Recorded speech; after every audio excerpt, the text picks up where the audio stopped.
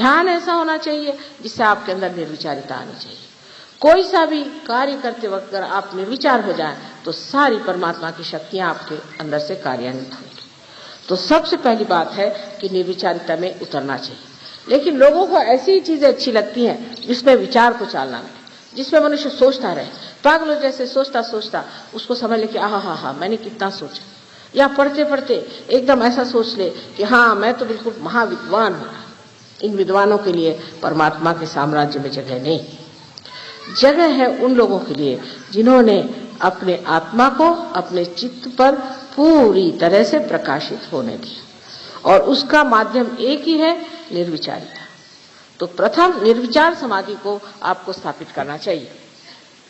निर्विचार समाधि को प्राप्त करने के बाद आप देखते हैं कि धीरे धीरे आपके अंदर खुद ही परिवर्तन आने लग जाता है। निर्विचारिता में आप अपने को स्वयं को देखने लग जाते हैं। आपको दूसरों के अलावा अपने में ही दोष दिखाई देने लगते हैं। सर्वप्रथम जब सहयोगी लोग आते हैं बाहर से, या सर्वप्रथम जो कहना चाहिए सत्य शोधक आते हैं, तो वो यही ढूंढते रहते हैं, अरे ये सहयोगी है, ये तो ऐसा था, वो सहयोगी है, वो तो वैसा था। उन लोगों को देखकर आधे में ही मुड़ जाते हैं। सहयोग सबके लिए खुला है, सबके लिए द्वार उसके खुले हुए हैं।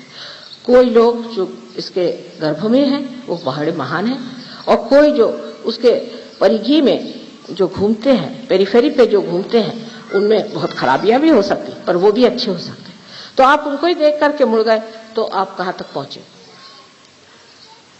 जब आप अंदर आएंगे तब आप देखेंगे कि ये जो गर्भ में बैठे लोग हैं, इनमें कोई विशेषता है, इनमें कोई चमत्कार है, इन्होंने कुछ पाया हुआ है। तब उनको देखते हुए आप सोचे कि हमें भी कुछ पाना है और हमें भी परिवर्तन आना चाहिए। जब आप निर्विचारिता में आते हैं तो साक्षी भाव से आप अपनी ओर देखते हैं और आप फौरन जान लेते हैं, अच्छा तो मैं आजकल चालाकी कर रहा हूं, ठीक है, बड़े चालाक बनते हैं आप अपने ही ओर देखते हैं शीशे में, वाह जनाब चालाक महाराज, क्या कहने आपके, फौरन आपकी चालाकी गिर के जमीन पर उसी वक्त खत्म हो जाती है। कारण जो चीज व्यर्थ है, जिस चीज से हमें एक तरह का वजन हो जाता है, जिस चीज से हमारे उत्थान में रुकावट होती, वो चीज धीरे धीरे झड़ती जाती है। निर्विचारिता में ही आप हर चीज को ऐसा देख सकते हैं जिसे कहना चाहिए निरपेक्ष भाव से, जिसमें कि आपको किसी से भी लगाव नहीं हो सकता। जैसे आपका बच्चा है, आप उसे निरपेक्षता से देखें, उसके और साक्षी और रूप से देखना शुरू करें। आप देखिएगा कि ये मासूम बच्चा कितना सुंदर है, कितना अच्छा है, और कितना परमात्मा को प्यारा लगता है। फिर आप देखेंगे कि उसके बोलने में, उसके चलने में, हर चीज में उसका जो आनंद है, जो परमात्मा ने अपने सुंदर हाथों से उसमें भरा हुआ है, उसकी एक एक चीज में, इतनी छोटी छोटी चीज में, उसके चलने में, बोलने में, हंसने में आपको दिखाई देगा कि किस कदर वो बिल्कुल परमात्मा का ही बनाया हुआ कोई रूप है। लेकिन ये ना हो ये मेरा बच्चा है, फिर तूने ऐसा किया, उसको दो झापड़ मारी, फिर तू ऐसा गया वैसा किया, उसका जितना भी आनंद उठाने का खत्म। निर्विचारिता में आप बैठने से बच्चा भी आपको समझ सकता है, और बच्चा ये सोचेगा कि देखिए ये तो मुझे देख रहे हैं और मैं भी इनको देख रहा हूं, और धीरे धीरे निर्विचारिता की शक्ति जो है उसमें प्रकट होकर के उसको भी आत्म साक्षात्कार हो सकता है। तो तटस्थता जिसे कहते हैं कि तटस्थ होकर के निर्विचारिता में आप दूसरों की ओर नजर करें। सहयोग में जब आप प्रवेश करते हैं तो सर्वप्रथम तटस्थ होना चाहिए। जैसे कि एक साइंटिस्ट जब किसी कॉलेज में जाता है शुरू में, तो वो तटस्थ होकर जाता है कि देखें आगे है क्या। लेकिन अगर शुरू ही से आप बहुत अकलमंद हैं तो आपके आगे सहयोग कहता अच्छा माफ करिए, आप जाइए अपने अकल को लेकर। अब जो इन लोगों ने कहा कि आपको बुद्धि से परे उठना चाहिए, सो कहना बात ठीक है, बुद्धि से परे उठना चाहिए, पर कैसे? बुद्धि का असर सारा अपने आज्ञा चक्र पे आता है, और आज्ञा चक्र पे आया हुआ असर निकालने के लिए भी इलाज निर्विचारिता है। बुद्ध ने तो सिर्फ कहा था कि आप अपनी आत्मा ही को प्राप्त करो, बाकी सब बात छोड़ो, भगवान की बात छोड़ो, कोई बातें मत करो, निरीश्वरवाद की बात करी उन्होंने छोड़ दीजिए। सिर्फ परमात्मा को पाने की बात करने से अच्छा है सिर्फ अपने आत्मानुभव को ही आप प्राप्त करो, बस और कोई बात नहीं करना।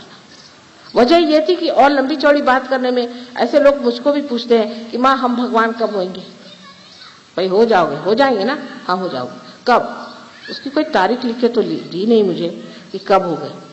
अगर आप ये समझे कि सिर्फ आप आत्मा मात्र हो जाइए तो आप पहली सीढ़ी पर आ सकते हैं। हमें सिर्फ आत्मा मात्र होना है, माने का सिर्फ आत्मा ही पे है।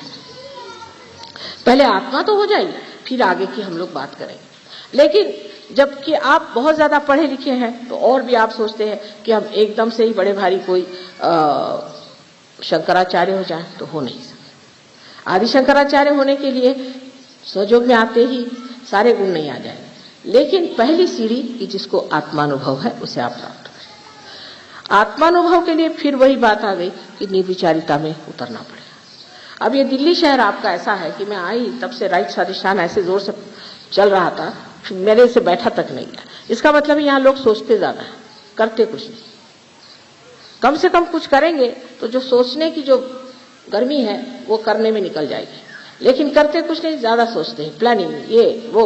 अब इतना प्लानिंग यहाँ होता है और देश का हाल देखिए तो समझ में नहीं आता कि कौन से देश में हम बैठे, उसी में जिसमें इतना प्लानिंग होता है। वजह यह है कि जब आप कुछ सोचते भी हैं, जब तक उसमें आप कार्यान्वित नहीं होते, उस सोचने का अर्थ क्या रहता है सिवाय इसके कि अपना शरीर फिर जाए। और ये राइट स्वाधिष्ठान की पकड़ इतनी ज्यादा यहाँ है कि शुरू से मैं जब से दिल्ली आ रही हूँ देखती हूँ कि राइट स्वाधिष्ठान यहाँ बहुत ज्यादा पकड़ता है। इसका कारण यहाँ अखबार है।